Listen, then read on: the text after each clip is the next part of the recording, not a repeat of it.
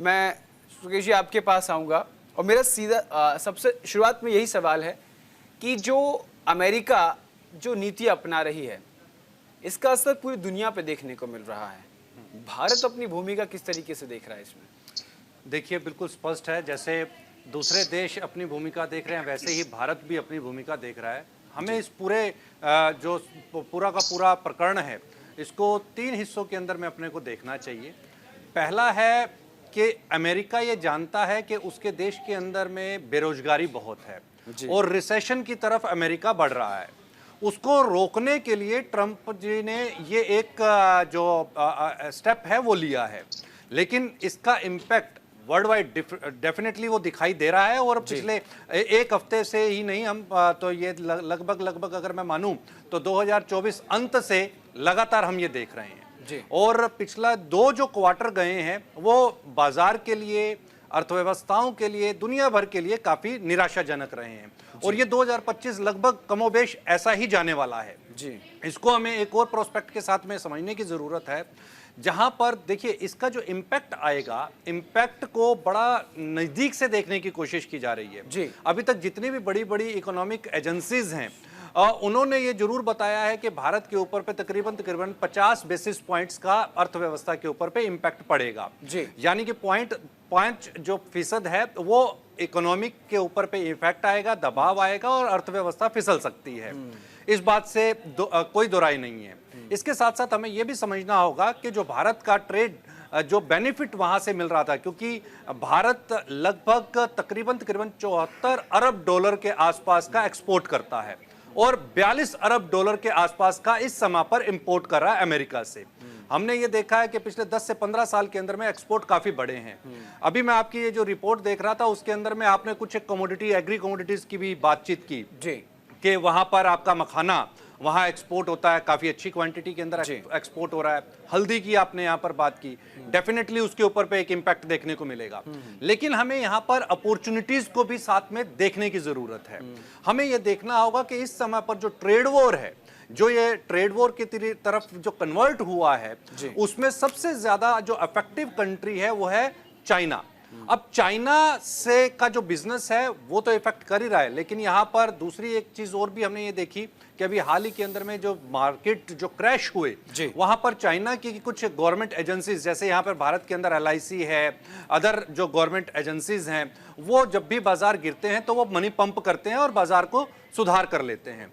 और same as it is हमने China के बाजारों के अंदर भी देखा, जो काफी ज्यादा डिप हमने वहां पर देखा। वहां पर कुछ गवर्नमेंट एजेंसीज आई, सरकार ने अपने कारोबारियों को सपोर्ट दिया और निचले लेवल्स के ऊपर पे स्टॉक मार्केट के अंदर में मनी पंप करके बाजार को स्टेबल करने की यहां पर कोशिश की है।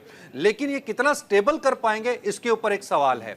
दूसरी सबसे बड़ी बात, आज भारत की अगर मैं परिप्रेक्ष्य के अंदर में बात करूं तो भारत के पास अपॉर्चुनिटीज अपार हैं। भारत इस समय पर जिस तेजी के साथ में आगे बढ़ रहा है वहां पर काफी अपॉर्चुनिटीज इस वजह से दिखाई देती हैं कि हमारे यहां पर युवा है और दूसरी सबसे बड़ी बात, यहां खुद एक सेल्फ मार्केट बहुत बड़ा है। भारत के अंदर में बहुत बड़ा अपना एक खुद का बाजार है जिसको दुनिया देखती है। दुनिया के बाजार यहां आकर के अपना सामान खपाने की कोशिश करते हैं।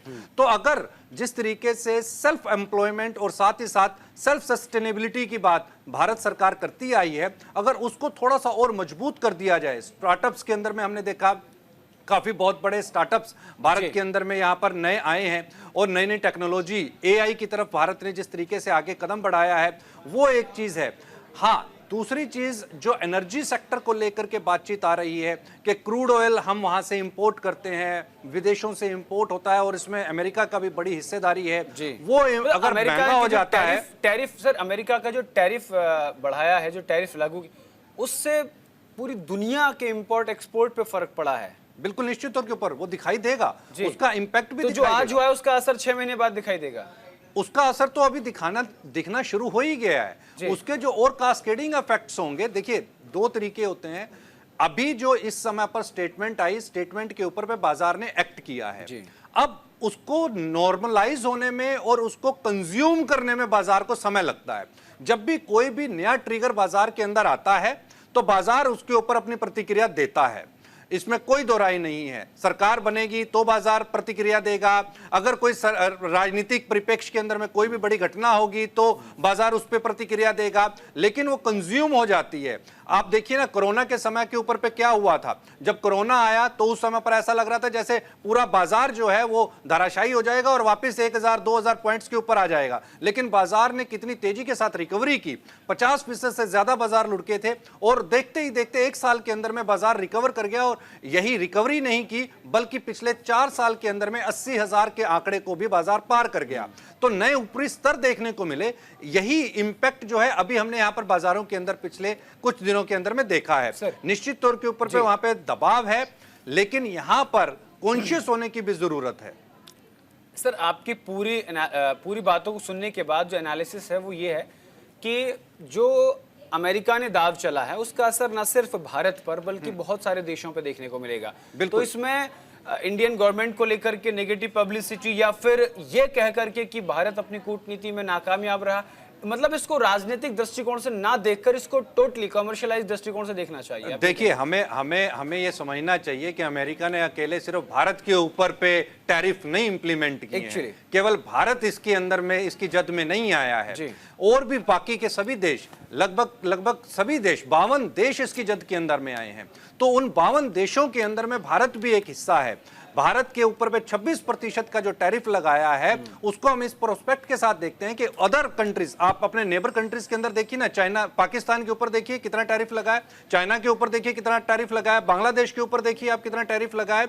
अब यहां पर एक चीज, वियतनाम ने जिस तरीके से और बाकी की अदर कंट्रीज ने भी अमेरिका को यह सजेशन दिया है कि आप टैरिफ के अंदर में कोई भी बदलाव मत कीजिए, आप टैरिफ्स के अंदर में छेड़छाड़ मत कीजिए, हम आपसे जो जितने भी हथियार हैं उसकी हम डील एक अच्छी लेवल के ऊपर पे कर सकते हैं, आपके जितने भी प्रोडक्ट्स हैं उनको हम अच्छे लेवल्स के ऊपर पे परचेज कर सकते हैं, आपसे हम इंपोर्ट कर सकते हैं। आप वहां पर बात करने के लिए आ जाइए, नेगोशिएट करने की एक कोशिश है और यहां पर हो सकता है, संभवतः नेगोशिएशन की भी जाएगी। इकोनॉमिक पॉइंट ऑफ व्यू से अगर दृष्टिकोण से देखा जाए, निश्चित तौर के ऊपर पे यह अभी तक समझ में नहीं आया है कि अमेरिका ने फॉर्मूला क्या इंप्लीमेंट किया है।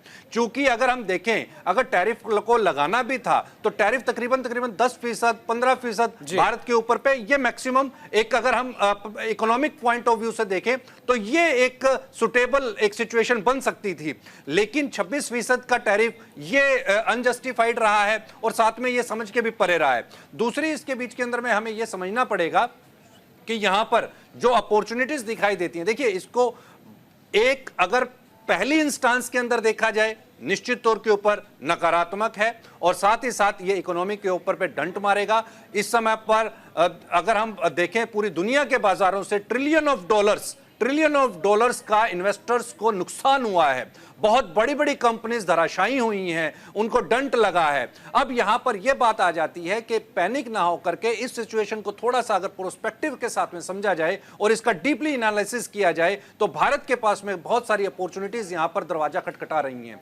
भारत को यह देखना होगा कि इनके नेबरिंग कंट्रीज की इस समय पर क्या सिचुएशन है और इस नेगेटिव एनवायरनमेंट के अंदर में हम उन अपॉर्चुनिटीज का बेनिफिट कैसे ले सकते हैं। चाइना और अमेरिका के अंदर अगर डायरेक्ट ट्रेड वॉर हो रही है तो उसका बेनिफिट भारतीयों को कैसे मिल सकता है, भारत का एक्सपोर्ट यहां पर कैसे इंक्रीज किया जा सकता है और उसके बेनिफिट्स कैसे हम आगे पास ऑन कर सकते हैं। ठीक है, देखिए चूंकि सर आप इकोनॉमिक एक्सपर्ट हैं तो मेरे ज्यादा सवाल आपसे इसलिए बने क्योंकि मेरे साथ महेश वर्मा जी भी हैं, शिवानंद जी भी हैं, इनसे मैं राजनीतिक प्रोस्पेक्टिव से बात करूंगा। लेकिन एक और सवाल उसके बाद महेश जी के पास जाऊंगा। देखिए, भारत जो है वो मिश्रित विकासशील अर्थव्यवस्था है भारत जी। ऐसे में चाइना का से माल सबसे ज्यादा अगर आता है तो वो भारत आता है। बिल्कुल। कुछ दिन पहले चाइना ने भारत को एक पत्र लिखा है और उस पत्र को पढ़कर यही लग रहा है कि चाइना एक बार फिर से भारत के साथ अपने रिश्ते मजबूत करना चाहता है। वो ऐसी स्थिति में जब उसको ये बिल्कुल लग गया है कि भाई अमेरिका और उसके आसपास के देशों से, कई देशों से चीन को नकारा जा रहा है, तो भारत को एक बड़ी अर्थव्यवस्था के तौर पर, एक बड़ी मार्केट के तौर पर देख रहा है।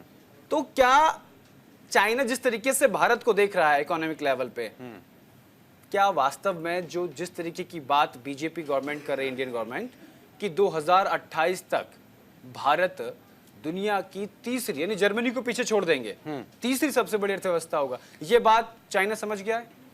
देखिए, यहाँ पर जो चाइना ने जो पत्र लिखा वो इस प्रोस्पेक्टिव से नहीं लिखा कि तीसरी बड़ी अर्थव्यवस्था बनने जा रहा है भारत, या फिर भारत के अंदर में अपॉर्चुनिटीज दिखती हैं उसको। सिर्फ सिंपल सीधी सी बात है, एक बहुत बड़ा कंज्यूमर बेस्ड भारत के अंदर चाइना को नजर आता है। Exactly. दूसरी सबसे बड़ी बात निश्चित तौर के ऊपर, ये सिर्फ चाइना को नजर नहीं आता, ये दूसरे अदर वही तो मेरा मतलब था कि हैं। बड़े मार्केट के तौर पर भारत को देख रहा है चाइना। जी। पत्र से तो यही मतलब हुआ ना कि भाई वापस जो देखिए जिस तरीके से लाइन ऑफ एक्चुअल कंट्रोल पे, जिस तरीके से इनके सीमा विवाद को लेकर रिश्ते खराब हुए, फिर बीच में मोदी जी बाहर गए, जयशंकर जी बाहर गए, और फिर उसके बाद एक खबर आई कि वो पीछे हट गए हैं। कहीं ना कहीं चाइना वापस रिश्ते अच्छे करने के मूड में नजर आया।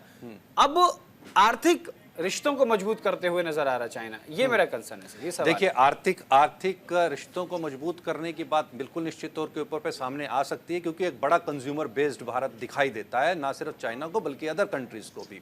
दूसरी सबसे बड़ी प्रोस्पेक्टिव वाली यहाँ पर आपको ध्यान में रखनी पड़ेगी बात कि भारत के अंदर में अब जो युवा शक्ति है वो स्टार्टअप्स के जरिए यहाँ पर नए नए विकल्प देख रही है। हाँ, यहाँ पर भारत सरकार को एक काम जरूर करना चाहिए, और जो कि आपके साथ में सरकार से जुड़े हुए नुमाइंदे भी यहाँ पर मौजूद हैं, उनके माध्यम से मैं ये बात कहना चाहूंगा कि अगर रिसर्च एंड डेवलपमेंट के ऊपर पे एक अच्छी खासी अमाउंट खर्च की जाती है भारत सरकार की तरफ से, तो निश्चित तौर के ऊपर पे भारत अब आज की तारीख में इतना सक्षम है कि वो इस तरह की जितने भी बाहर से विदेशी ताकतें जो आकर के आपके बिजनेस को डिस्टर्ब करती हैं, इकोनॉमी को डिस्टर्ब कर सकती हैं, भारत उनमें उभरने में सक्षम है। आज की तारीख में भारत सक्षम है। ठीक है सर।